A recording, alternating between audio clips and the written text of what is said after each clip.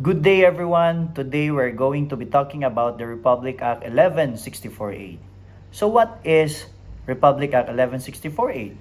The RA 11648 is a law that amends several existing laws, including the Revised Penal Code, the Anti-Rape Law of 1997, RA 8353, and the Special Protection of Children Against Abuse, Exploitation, and Discrimination Act of RA 7610. This was a recent law that was recently signed by the former President Rodrigo Roa Duterte. It became effective on March 29, 2022.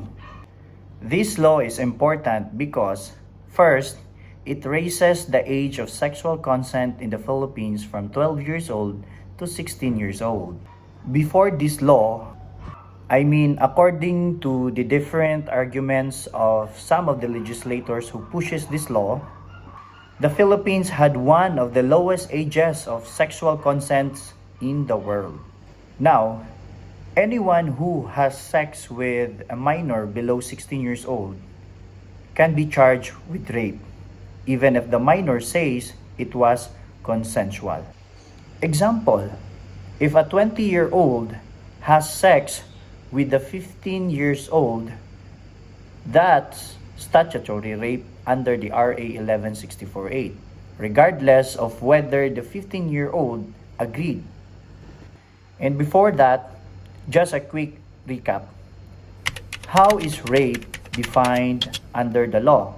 Rape can be committed in two ways. First is by carnal knowledge or sex, through force, threat, or intimidation. Then, when the victim is unconscious or deprived of reason. And in another way, by fraudulent machination or grave abuse of authority, or when the victim is under 12 years old or demented, even if there is no force or threat. But now, under the RA 11648, it is now 16 years old. Next, by sexual assault. Inserting the penis into other person's mouth or anal orifice, and inserting any object or instrument into the genital or anal orifice.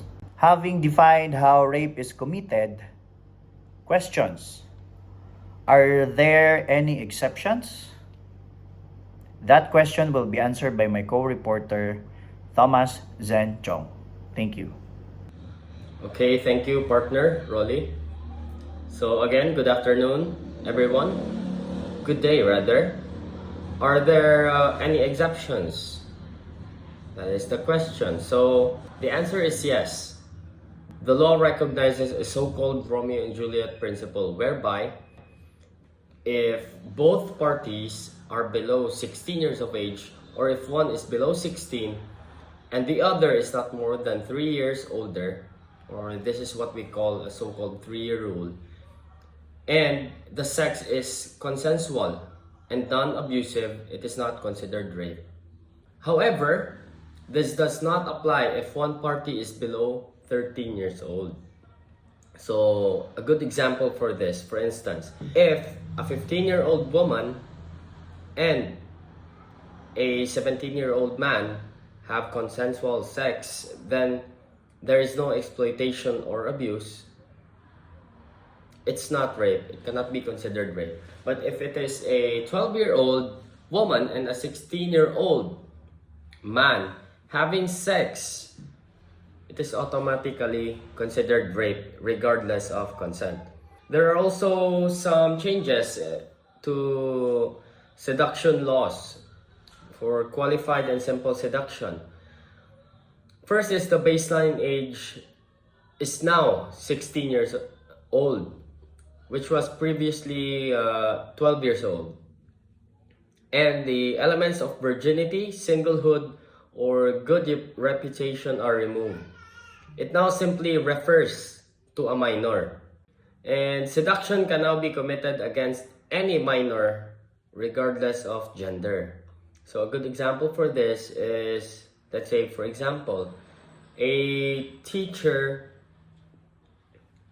who had sex with a 17-year-old student could now be automatically charged with qualified seduction, even if the student is not a virgin or of good reputation.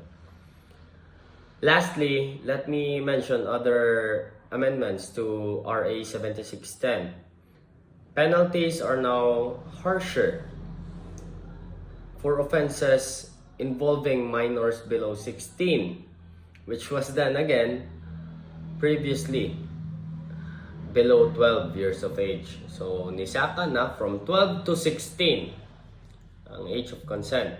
And lastly, keeping a minor or younger, keeping a minor 16 years old or younger in questionable places like bars or motels is penalized more severely in this amendment. So guys, before I end, let me quote, tandaan palagi na bawal ang pabibo sa bata. Sa mga bata, mag-isip muna bago maglandi. Baka kulong ang abot, hindi kilig. So that will be all. Good day and stay tuned for other videos.